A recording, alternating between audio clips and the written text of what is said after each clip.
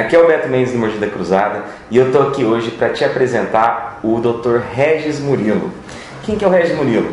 Regis Murilo, ele é especialista e mestre em ortodontia, foi coordenador do curso de especialização em ortodontia da ABO de Anápolis e hoje é coordenador dos cursos de especialização na FUNORTE de Tocantins e Roraima, além de ser professor de ortodontia na Unip de Goiânia. E o cara também é clínico. O Regis também é um professor que a grande paixão dele é atuar como clínico.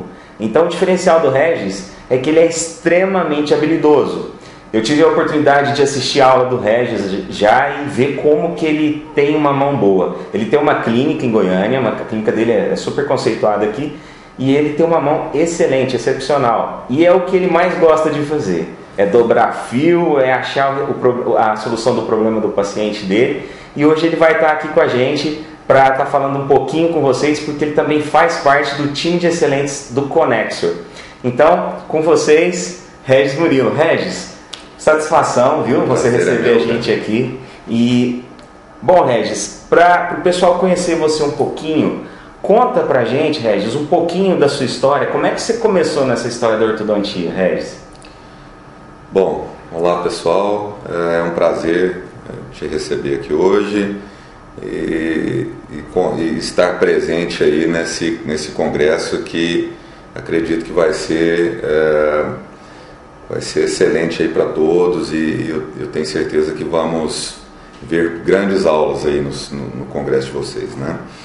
Bom, na ortodontia a gente tem uma história já de alguns anos, né? Eu me formei na Universidade Federal de Goiás, né? Então a minha vida toda é aqui em Goiânia, minha família, né, mora em Goiânia, apesar de coordenar alguns cursos fora daqui, mas minha clínica particular é aqui e realmente o que você disse é verdade, eu gosto muito de estar aqui na clínica, né? A gente ama a docência, mas a nossa rotina é bem clínica mesmo, né? O meu dia a dia é na minha clínica, cuidando dos meus pacientes, então é isso que eu faço acho que com uma dedicação maior, né? Mas me formei aqui na Federal em 96, depois comecei a minha caminhada pela ortodontia. Nessa época não tínhamos uma oferta tão grande assim de cursos de pós-graduação, era algo que a gente precisava, era mais duro, né, de caminhar por esse caminho, né? Fiz alguns cursos fora de Goiânia e depois acabei iniciando a especialização na Universidade de Marília, o mestrado na Universidade de Marília. E lá tive o prazer de trabalhar durante todo esse tempo e de poder conhecer, inclusive, algumas filosofias distintas na ortodontia. Nós começamos lá trabalhando com TWID, depois teve um processo de mudança de equipe, que aí a gente passou a trabalhar com a filosofia de Edgewise e Straightwire. Então, para mim, foi ótimo, porque é o que eu gosto de fazer, é o que eu gosto é como eu me considero na ortodontia hoje. Assim, vejo a ortodontia de uma forma muito contemporânea, né? Procuro, me dediquei um pouquinho numa mini residência lá na Universidade de Connecticut há pouco tempo, né, para me aprimorar um pouco mais na filosofia de arco segmentado, que era algo que eu achava que ia incorporar coisas positivas na minha mecânica. Então, e de lá, ao final disso, voltei para Goiânia, para minha cidade, e onde iniciei clínica particular, e logo depois surgiu um convite da ABO de Anápolis para coordenarmos um curso, e aí começamos na ortodontia, assim. Durante todo esse tempo, nunca foi, as coisas eram sempre muito complicadas, né? Porque a gente tinha que fazer o ir e vir, né, semanalmente, esse curso era integral, então sempre necessitou de muita dedicação. E é assim que eu enxergo a ortodontia, né? Para nós Claro que sempre é positivo somarmos coisas e conhecimentos tecnológicos com uma boa base, né? Então é assim, dessa maneira que eu procuro passar para os nossos alunos, inclusive. Muito bom. A ortodontia, ela não é nada fácil, né, Regis? Nada fácil.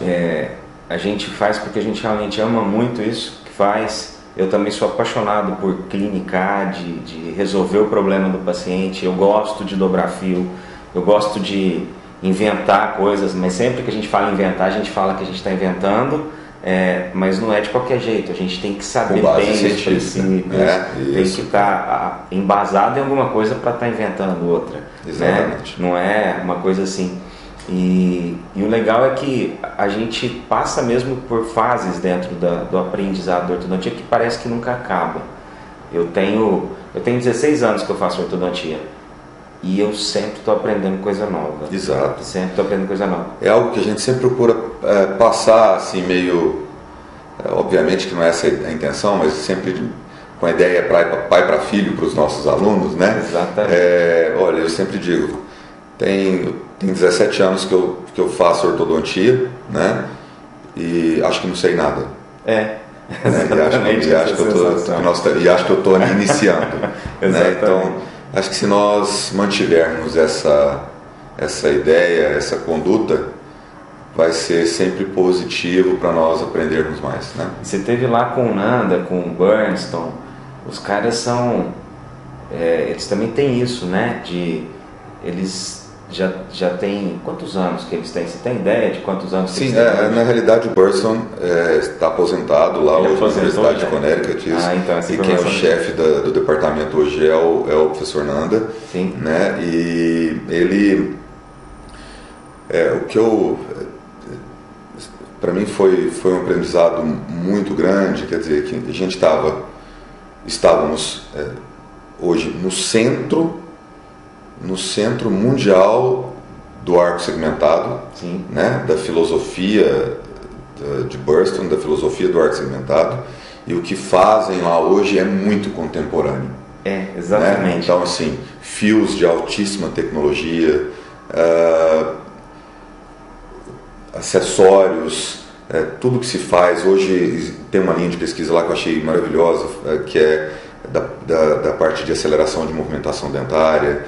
Né? Então trabalha-se muito, o professor Uribe tem diversas linhas de pesquisa com ancoragem esquelética, com mini placas,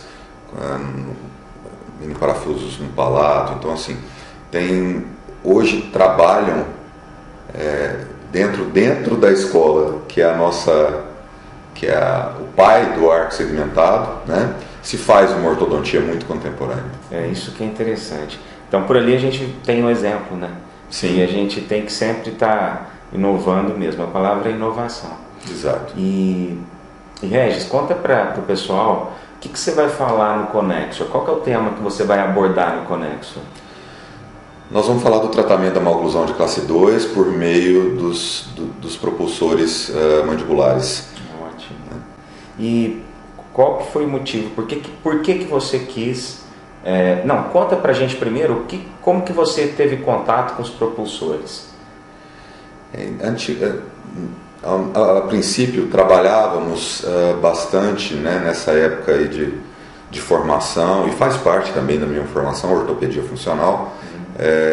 Trabalhamos bastante com ortopedia funcional. Então usei muito Bionator, usei muito Frankio,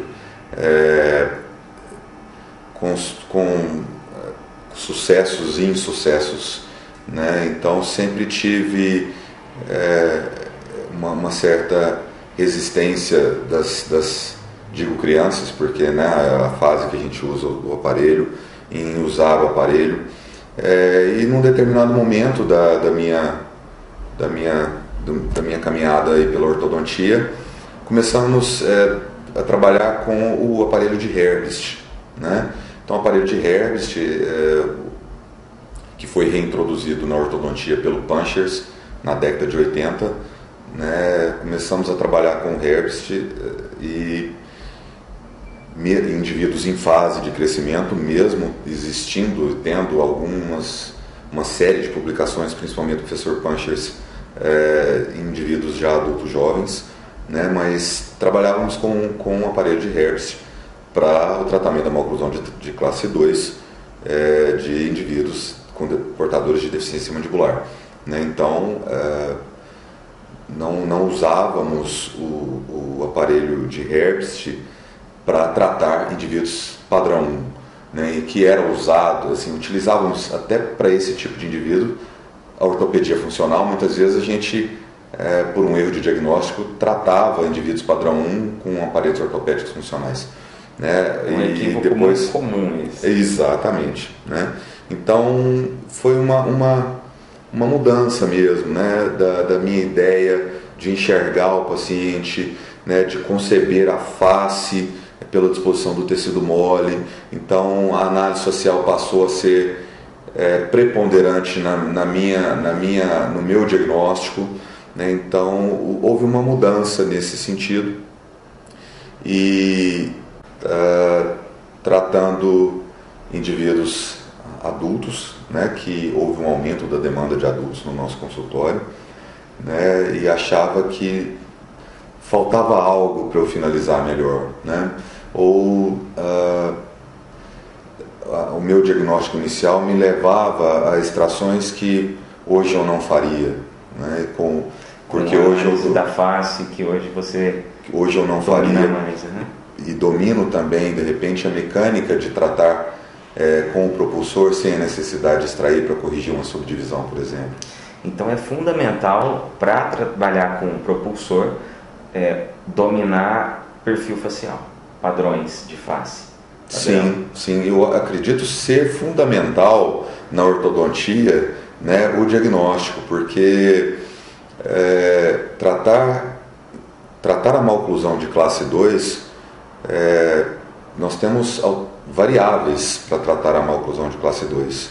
Eu posso tratar um indivíduo que tem uma boa face, que tem um padrão 1 de crescimento facial, mas que tem uma maloclusão dentária de classe 2. Sim. Para esse indivíduo, muitas vezes eu até uso o propulsor mandibular no adulto, né, nesse indivíduo adulto, tentando tirar do aparelho os efeitos dentoalveolares que ele me dá, que vai me ajudar a corrigir a maloclusão de classe 2. E tratar esse indivíduo é diferente do que tratar um indivíduo padrão 2, porque eu tenho duas alternativas para o indivíduo padrão 2. Se ele for um padrão 2 por protrusão da maxila, o diagnóstico é um, a terapêutica é uma. Se ele for um padrão 2 por deficiência mandibular, a terapêutica é outra, né? E para esses indivíduos, utilizávamos o Herbst com sucesso e com um controle muito maior do que a ortopedia funcional. Então, eu acabei seguindo, né, o controle que a ortopedia mecânica fixa me dá, acredito ser melhor, né, na minha clínica, para o controle dos meus pacientes, né? Não dependo da colaboração do paciente. Então isso para mim hoje é fundamental. Se fala muito em tempo, né? Em ganhar tempo. Está se estudando muito aceleração de movimento hoje. A própria filosofia do autoligado que chegou na ortodontia também, mostrando um pouco, né, do que se poderia se ganhar em tempo. Então assim, hoje a questão tempo é fundamental, né?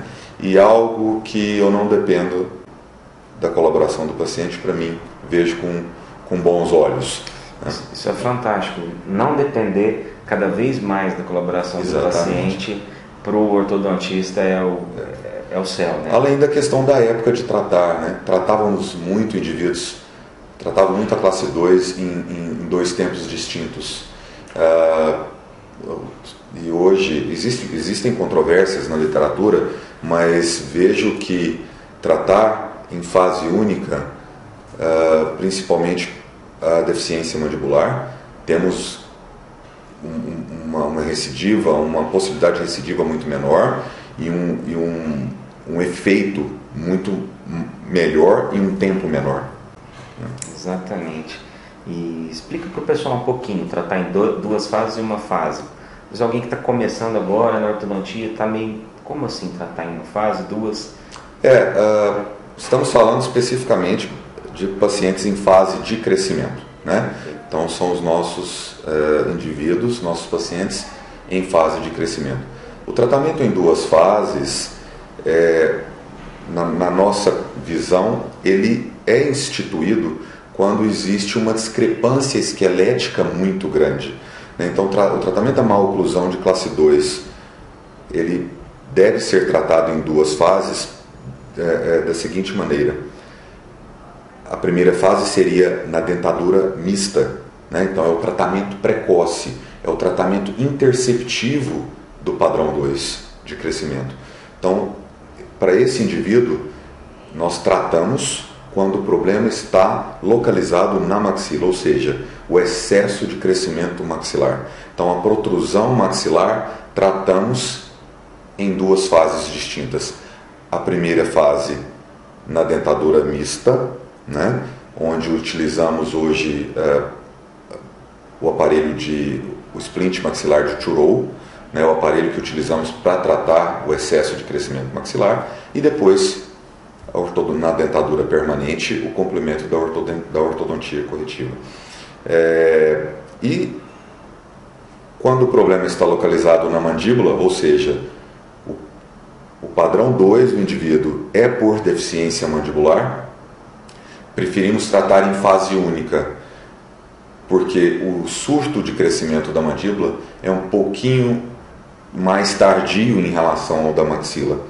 E aí acertamos mais o momento de tratar esse indivíduo. Então aí utilizamos, e casa muito bem com o propulsor que a gente tem trabalhado com ele, porque eu consigo trabalhar com o propulsor mandibular junto com a aparelhagem fixa montada. Que é fantástico isso. Que para mim é fantástico. Né? Trabalhamos em uma única etapa, acertamos melhor o surto de crescimento da mandíbula, né? Que mais ou menos casa com a dentadura permanente precoce do indivíduo. Né? Então, existe a possibilidade de dar o incremento na mandíbula com o avanço mandibular e já fazer a harmonização da oclusão. Excelente. E você hoje não usa o Herbst mais? Uso o Herbst. Então, eu tenho usado o Herbst para esses casos onde a magnitude do erro é muito grande. Sim.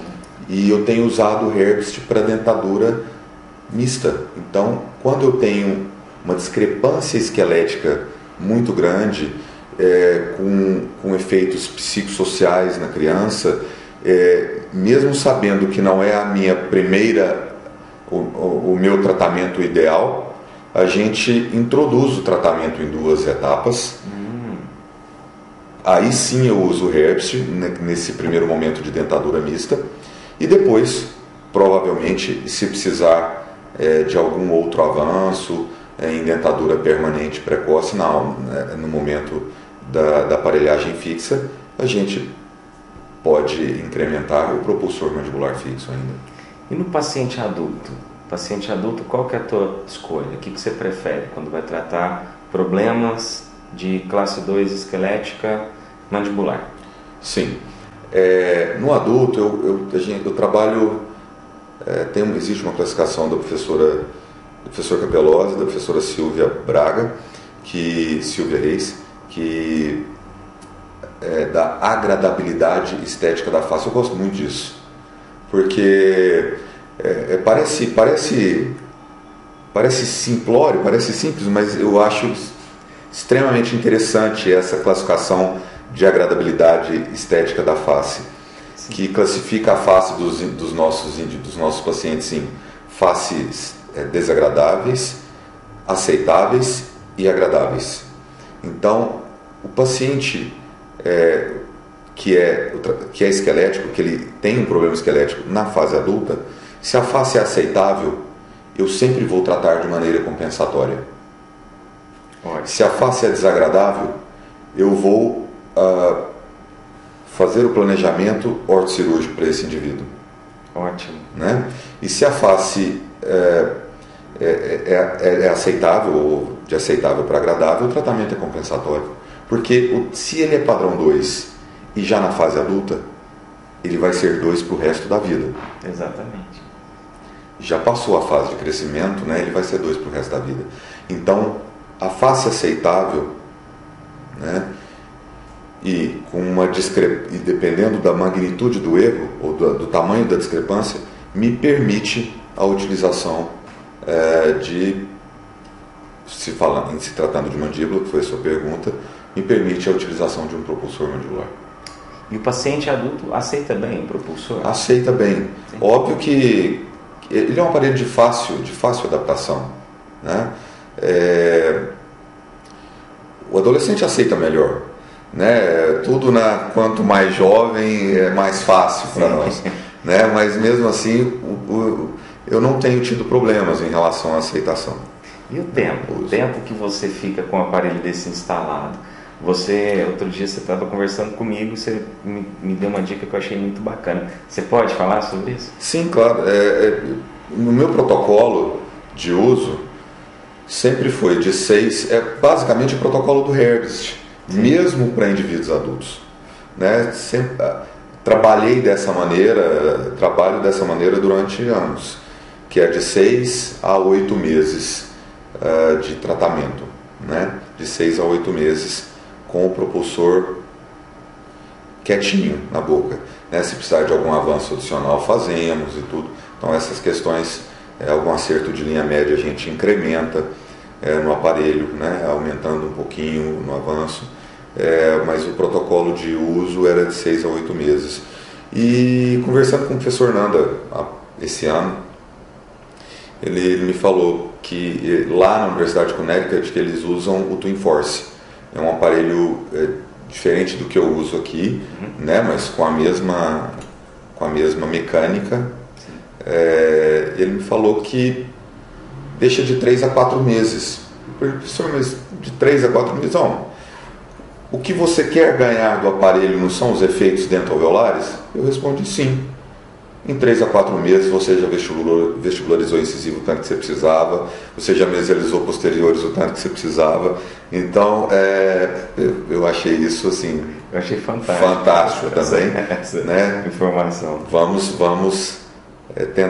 trabalhar de uma maneira para a gente ver como isso se comporta, né? Essa informação dele para nós. E o pessoal me pergunta muito também, Regis, quando você fica com o propulsor 6 meses, 4 meses, o tempo que precisar ficar. Nesse período, o paciente já está com fio. Para colocar o propulsor, ele já está com fio pesado, ele já está todo alinhado, já está todo conjugado. E aí você coloca um propulsor e espera esse período. Nesse período que você espera, você faz o que nesse paciente? Ele vem todo mês no seu consultório? Ele não vem? Você dá um período maior? Não, ele vem todo mês. A gente continua com a mesma rotina da fase de alinhamento e nivelamento.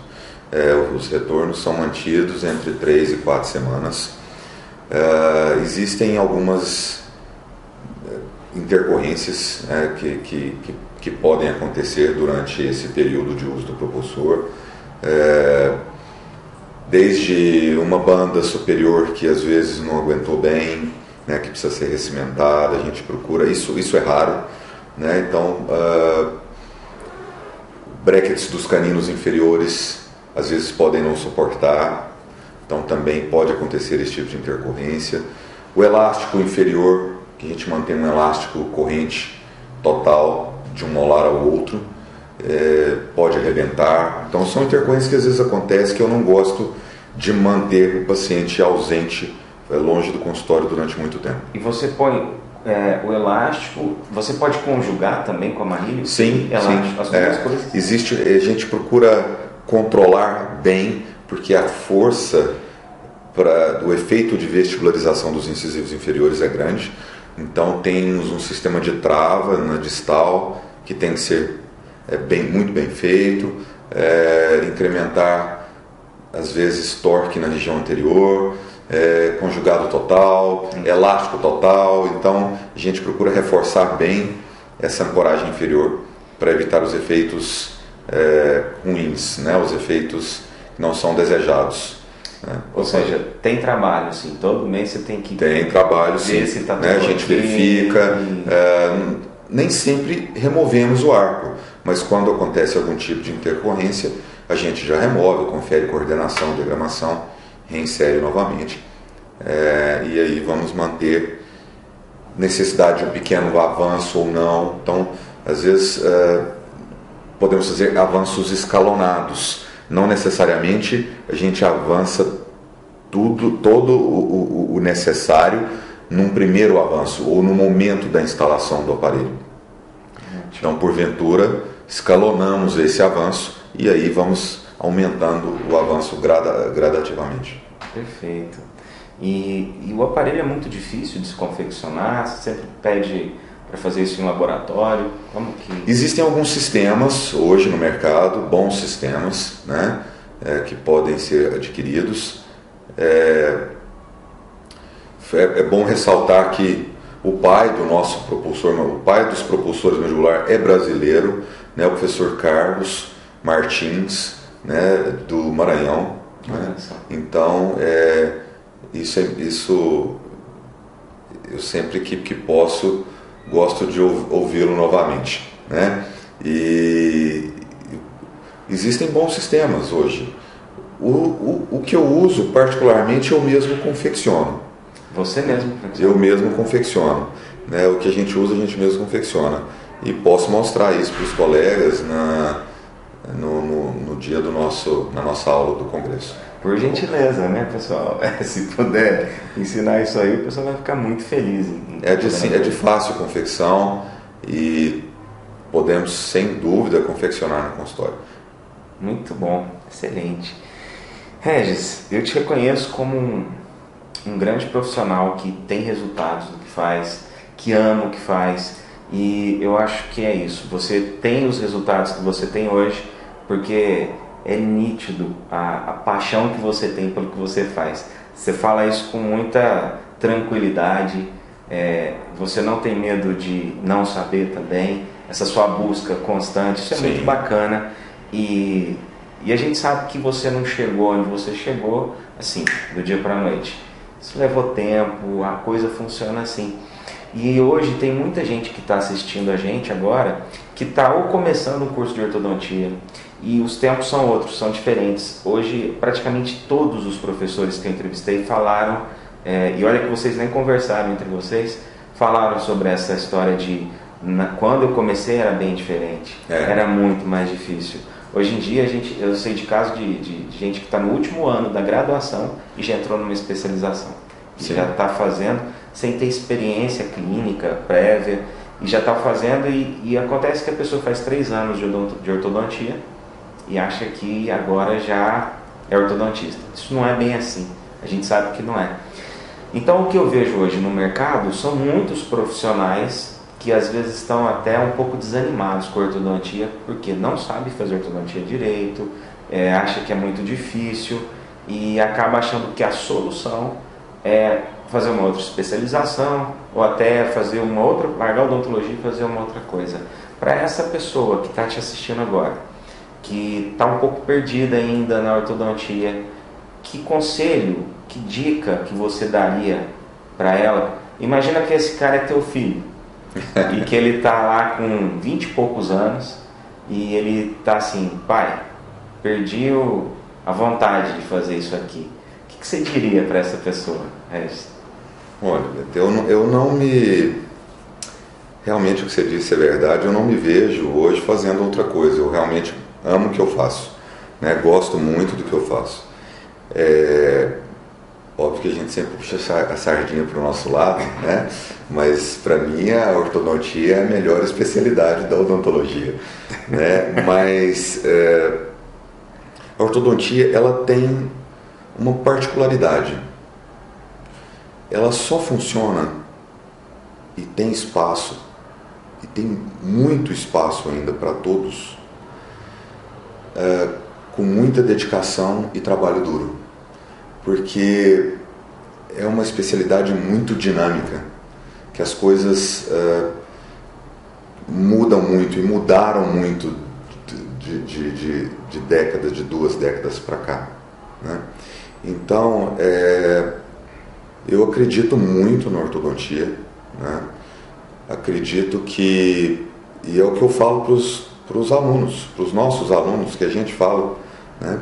Que vale a pena investir na ortodontia, que é uma especialidade muito bonita, é uma especialidade que nos faz pensar muito, né? Uma especialidade que tem como base o diagnóstico, porque a execução do trabalho é uma consequência do que a gente planejou, né? E que o sucesso, e para esse colega que está numa situação assim, não tem um outro caminho para o sucesso, a não ser muita dedicação e trabalho duro, né? Tem que se dedicar muito, porque sem desmerecer nenhuma outra especialidade da odontologia, obviamente, mas a ortodontia não é à toa que é a segunda maior, se não me engano, a maior carga horária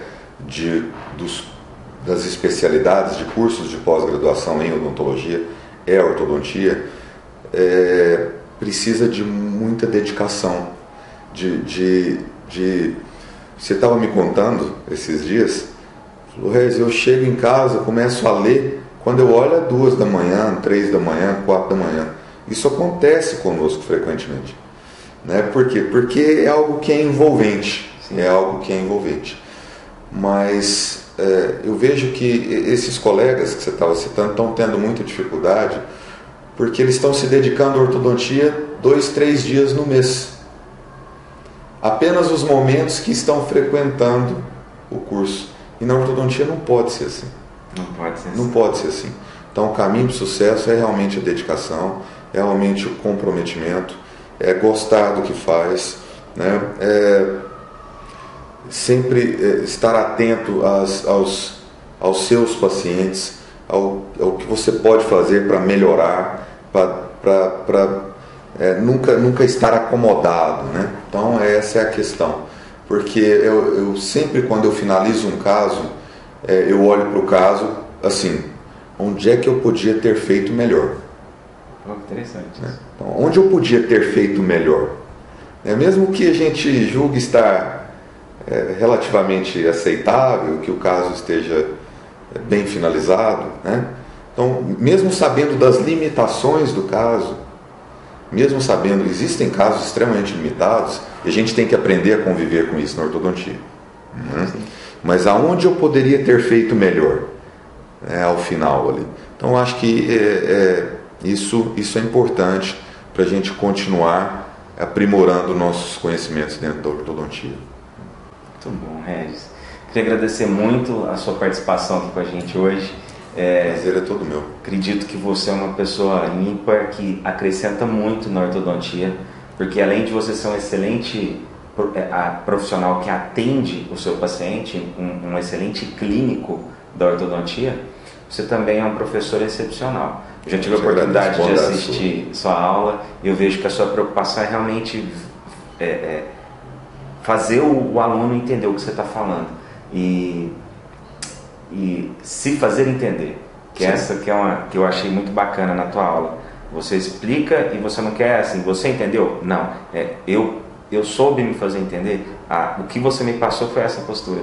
Então eu não pensei 2 vezes para te chamar para o Conexor, porque eu sei, eu estou já salivando aqui de vontade de assistir tua aula. Fico feliz. Estou muito. E você acrescentou, você subiu, me fez subir um degrau a mais no meu caminho da ortodontia, vamos falar assim, rumo à excelência, tá? Obrigado. Regis, muito obrigado. Obrigado e espero poder contribuir de alguma maneira aí para o Congresso, né, para os colegas que estão nos assistindo.